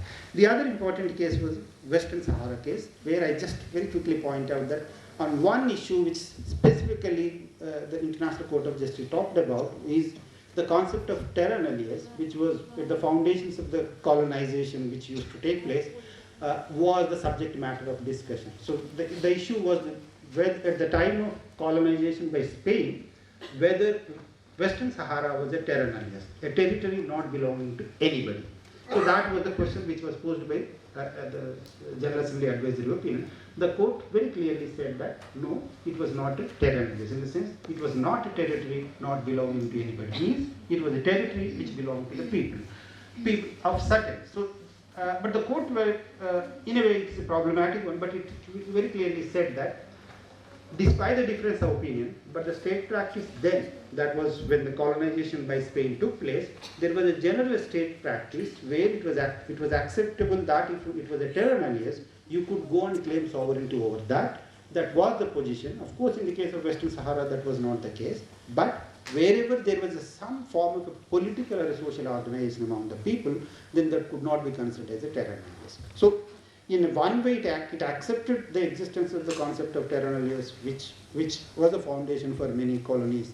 But in the case of Western Sahara, that was not the case, because there was some form of a social and political organization that existed at that time. So that was a second major development with regard to right to self-determination. So after that, it took almost 20 years for the court to come back to this question, but again in relation to the classical a colonial situation that was in the case of East Timor. Now, one important part, I think many of us read about the obligations erga omnes. So this is a concept which was brought in the Barcelona traction case.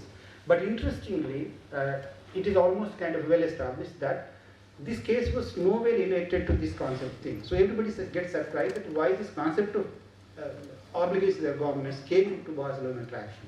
So the argument was that probably the court was correcting itself in response to the 1966 Persic Spender's opinion, where application was rejected because they did not have the locus standi. So therefore they brought in this concept of the Barcelona traction case, the obligations erga omnes. Before that it was never there as part of international jurisprudence ICJ. And this case was also nowhere related to that, but it was a kind of a correction that there are certain obligations which anybody can be an applicant. Now there was a ground on which both the applications of Ethiopia and Liberia were rejected. So therefore, Barcelona traction case corrected the historical blunder that ICJ did it through 1966. Now, when it came to East Timor, this is where the court very clearly said that the right to self-determination, at least in a classic colonial sense, is a right erga omnes. It's not an obligation erga omnes, but along with that, it's also a right erga omnes. But anybody can claim that right against anybody, because the dispute was between Portugal and Australia, and of course the court rejected the application because Indonesia was not a party to it. So just very quickly, the two other cases are equally, or three other cases. One is of course the Wall advisory opinion, which did not deal with much of self-determination, but very clearly said that construction of wall by Israel in the Palestinian occupied territories would clearly amount to violation of the right to self-determination of Palestinian people. So it very clearly referred to the previous cases. But the most important two cases are Kosovo and of course the classic the Chavez archipelago case. But Kosovo one is different from all these cases because it is not from the classical colonial situation. This is taking place slightly away from that framework. So the court was asked whether Kosovo's declaration was right under a violation of international law.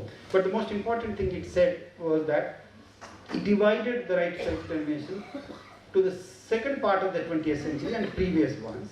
And the court said that in the previous occasions also there were instances of state formation and independence, but state practice did not prohibit that. But from second part of the 20th century, it is predominantly the colonial situation. So therefore, it made a kind of a distinction. So in terms of the classic colonial situation, it is very clearly established right to self-determination, which exists as part of erga omnes and customary international law. But outside the colonial situation, there is no prohibition of it. So therefore, it doesn't equate both. It makes a distinction between the colonial situation and right to self-determination outside the colonial situation. So this distinction is made by the court. So lastly, the Chavez archipelago case is extremely, again, of course, important. It goes to the court has gone back to the old colonial situation and very clearly said that the division of Mauritius from the archipelago from the territory was in violation of international law, because when you look at the decolonization process, there is a specific reference to the 1514 resolution as well as the Federal Relations Declaration with regard to the territorial integrity of the colonies, and when they get independence, they have to have the integrity has to be maintained. But in the case of this Ragusa land, they were cut from the mainland, so therefore it is a clear violation of international law. So this is the last question. Of course, there are many other issues in the case of Kosovo as well as Ragusa archipelago. But I'll end there. Thank you. Thank you very much. I think this is very useful and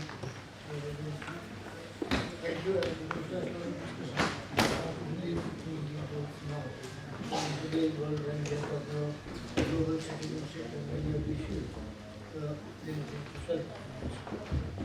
Lastly, I will join, last but not least, invite the Professor Kaur, who is assistant professor here at the Indian Society of International Law, and she will be talking to us, I think, the topic of very, very important today, sustainable development goals and human rights, because this is something which is central to our reflections on the occasion of Children's. Thank you so much, Chair. Good evening, everyone. Thank you, Chair and respected panelists. So the topic I'm going to discuss today is the synergies between Sustainable Development Goals and human rights, a comprehensive analysis of UN mechanisms and 2030 agenda commitments. So I'm basically going to build up on what my fellow panelists said, and also in the inauguration, as Dr. Mule also mentioned. So my presentation is primarily based on the genesis that the United Nations from the longest of the time has stressed upon the importance of adopting a human-based right approach to development. And today if we see the human rights actors and the development actors, both of them recognize the synergies between SDGs and basically development and human rights. But if we see the promotion of human rights and the pursuit of development are conducted as distinct endeavors. So while the Millennium Development Goals are seen as a missed opportunity, now the focus is on the Sustainable Development Goals, whether they are inconsistent with the human rights goals or not. So starting with the UN definition of human rights based approach to development, in 1997, the then UN Secretary General Kofi Annan in his report said that human rights need to be mainstreamed into the programs, policies and activities of all UN specialized agencies, their programs and their funds. By the 2000, the publication of the UNDP report on human rights and human development, they also stressed on the importance of protecting all human rights and reach the Millennium Development Goals by 2050. So by the time we reached in 2003, the UN agencies, funds and programs adopted a special human rights based approach, and they said that all programs of development cooperation, policies, technical assistance should further the realization of human rights, and human rights standards which are contained in the principles of the UDHR should also be encouraged. And this development cooperation contributes to the development of the capacities of the duty bearers or the right holders of these rights. So if we follow this UN common understanding, the final process was that we should inculcate these policies, these human rights approaches in the development policies.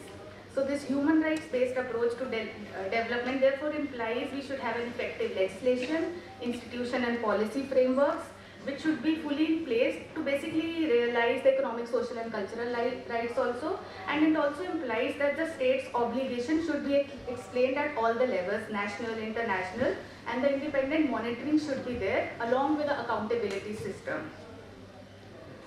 So going to the human rights and the Millennium Development Goals, at the UN Millennium Summit in 2000, MDGs emerged, and they basically the states committed to respect, protect and promote all human rights and fundamental freedoms, including right to development, without any discrimination. So when they were further reviewed in 2010 in the Millennium Development Goals Summit, UN member states again recognize that respect for all human rights should be there, which is an essential prerequisite for the attainment of these MDGs. So what were these MDGs? There were 8 MDGs: eradicate extreme poverty, achieve universal primary education, promote gender equality, reduce child mortality, improve maternal health, combat HIV/AIDS, and ensure environment sustainability, and develop a global partnership for development. And human rights, as we all are talking only, they possess a number of important characteristics. The most important being they are universal in nature, the birthright of all human beings, and inalienable rights. So if you see the convergence between the two MDGs and economic, social and cultural rights, which is on their screen, we see that goal 1, which is basically eradicating extreme poverty, corresponds to the human rights standards of UDHR under Article 25 clause, and even in the economic, social and cultural rights, Article 11. So if we compare all the human rights standards with MDG, we see there is a certain sort of a convergence between the two. But when we actually see this convergence is only factual or substantive in nature, okay?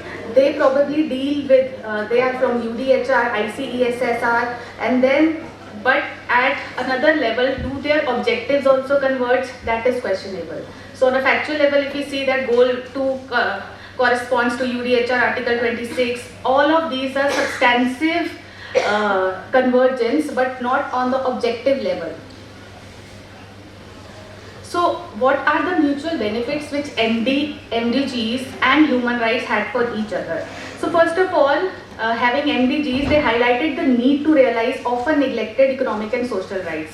So there were certain social and economic rights which were not very much publicized or in the national or international goals. So MDG provided them a forum through which they could be highlighted. And then certain human rights approaches can also reinforce the legitimacy of MDG's implementation, because human rights treaties, human rights mechanisms often have those institutional framework and through which they can support the implementation of MDGs also.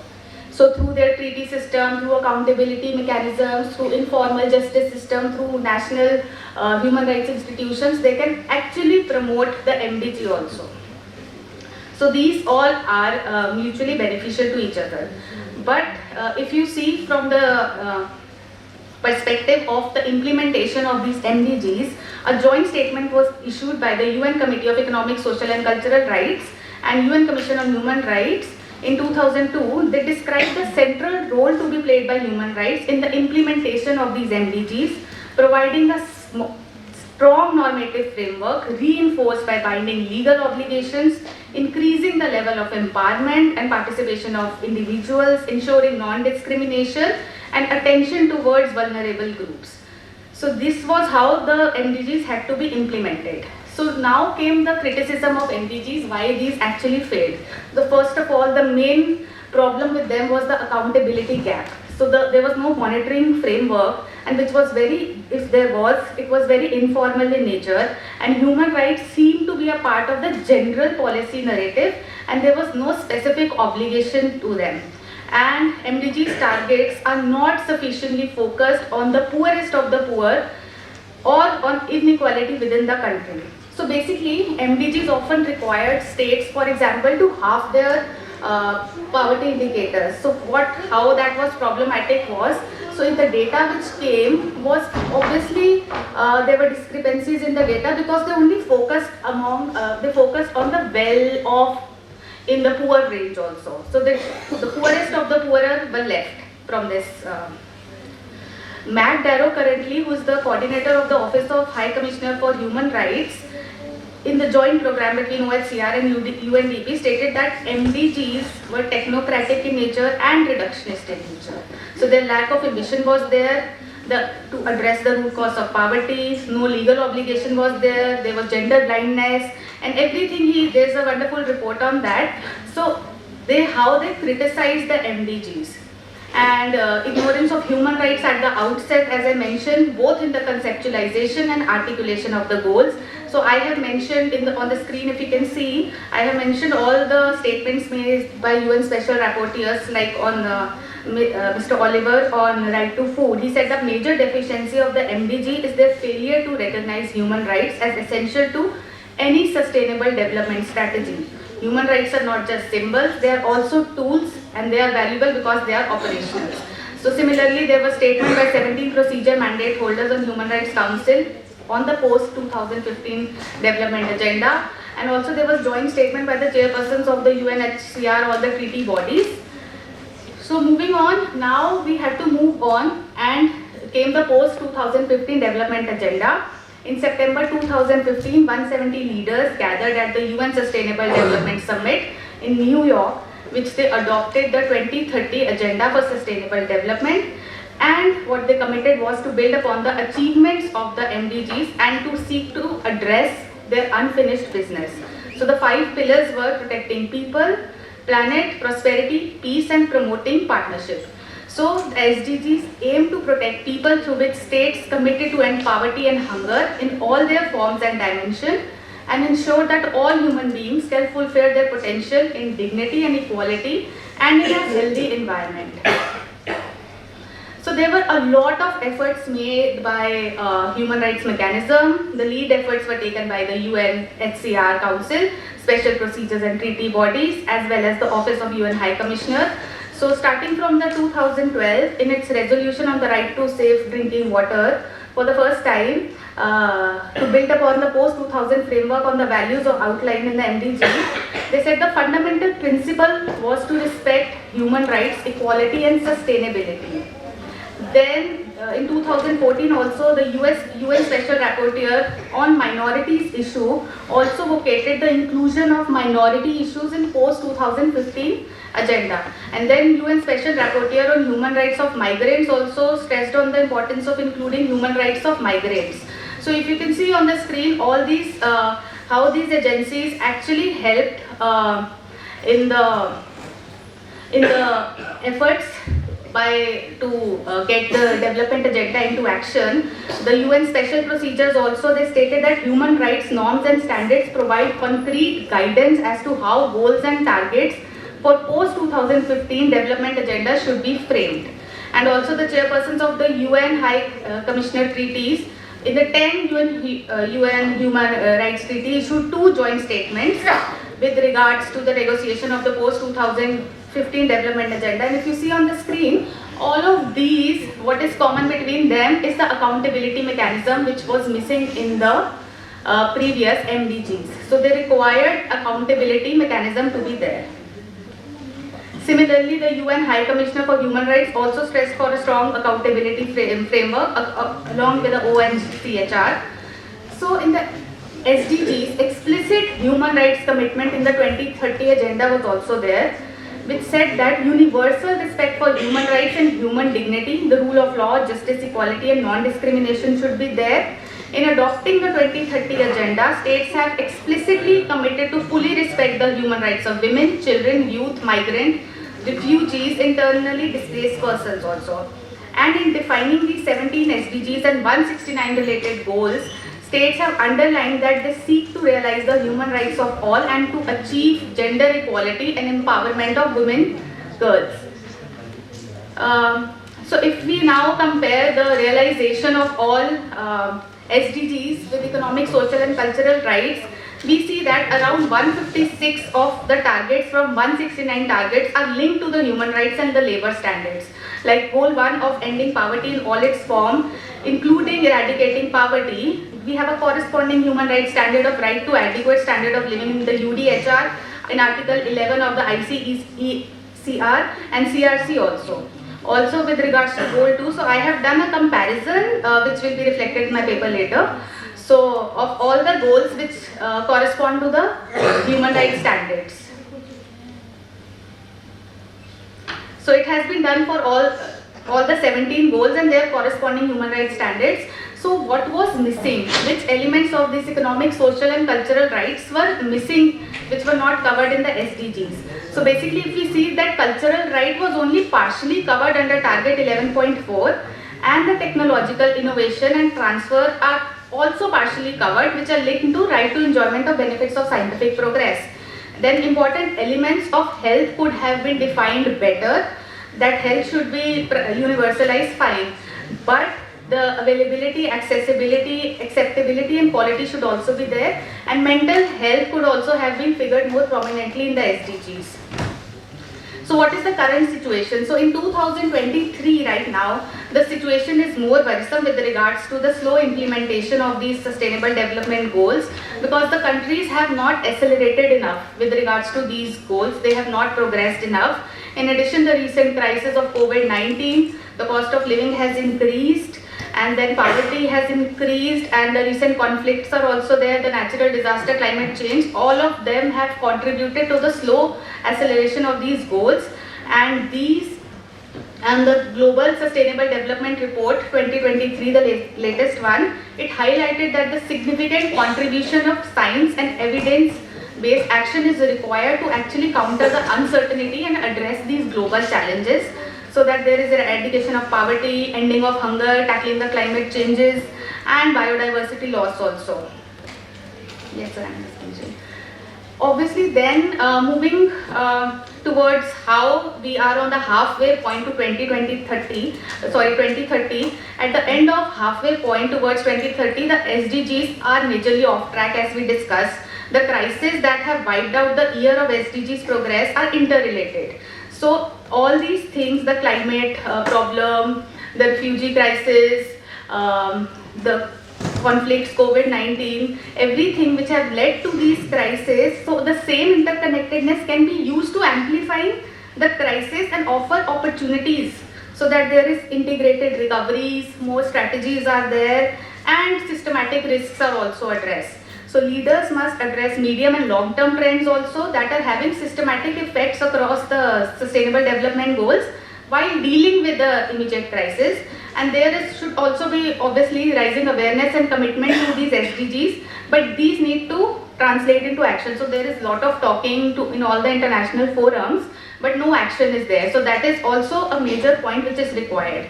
So a transformation is required, a major transformation is required, which is also inevitable, and this transformation should basically be based on science. So there should be a science-driven transformation to progress towards SDGs, mobilizing the knowledge of scientists, practitioners, communities, and building the capacity needed for this transformation. And the United Nations member states are urged to establish a SDG transformation framework for accelerated action, in which there is a 6-step given that you have to have national plans for transformative accelerated action, which should be grounded in science.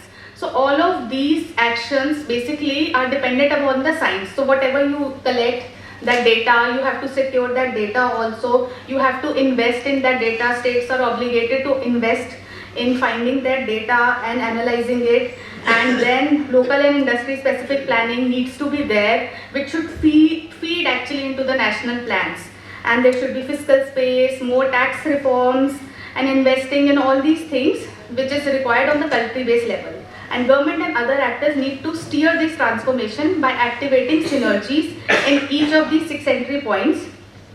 The international community basically needs to coordinate to improve the critical underlying condition, and full benefits of science should be there. So concluding this, in the monitoring of the SDGs from a human right perspective, it is essential to evaluate the degree to which these economic and social cultural rights are protected and the related targets. So wherever there are any gaps or there are any inconsistencies, you need to ensure that they are very much consistent with the international human rights law. The need to adopt a human rights based approach to development is very much being stressed by the UN, as I said in the beginning of my presentation, and applied to these economic, social and cultural rights and the SDGs. This approach is very much required for the realization of rights, and it should be a main objective, and these SDGs and MDGs should highlight these rights so that there is better accountability mechanism also, and the human rights mechanism should also help them. So the main important thing which was lacking in the MDGs also, which is still lacking in the SDGs also, is the accountability which is required at all the levels, all the sectors, internationally and nationally also, and the decision makers need to be answerable for this transformation. Okay, and just ending with a statement of the Secretary General of the United Nations, unless we act now, the 2030 agenda will become an epitaph for a world that might have been. So that is how I end my presentation. Thank you.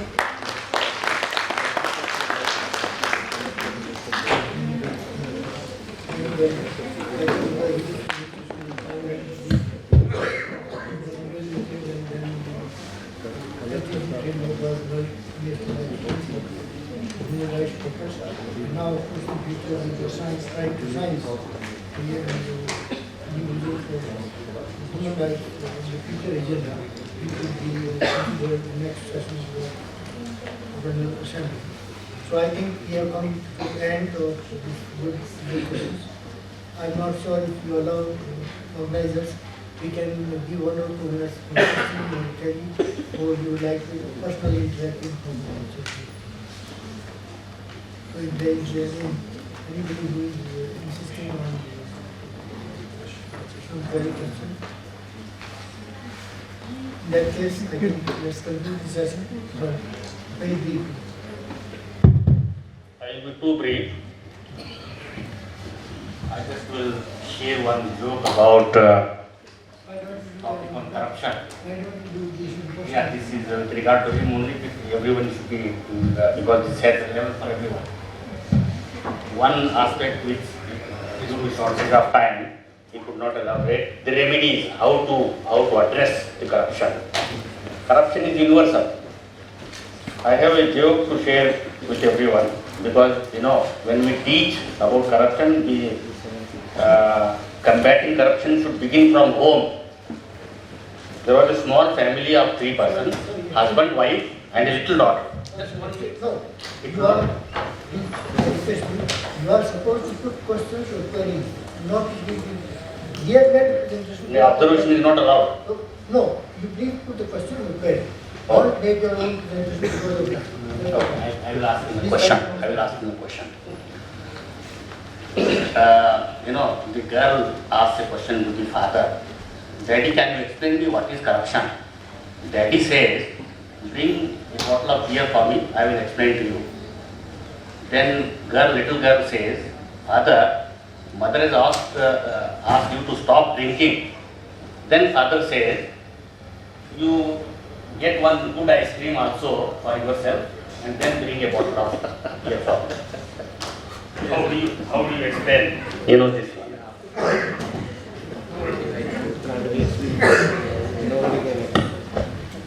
Yeah, of course, corruption is a serious problem, and I think it has global dimensions, and it starts from us only. So we have to, I think, find out solutions. So I believe that be that agent of change, that Mahatma Gandhi just said, and self-governance is the best governance. Let us set that example for others. Let us be accountable, transparent.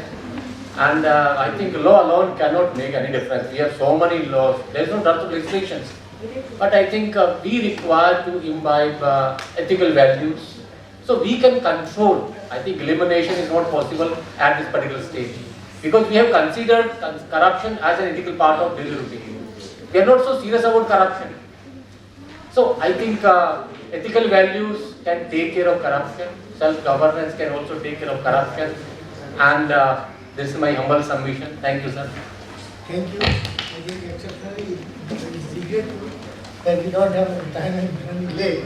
So I will conclude the session and thank you very much for your presence and thank you for the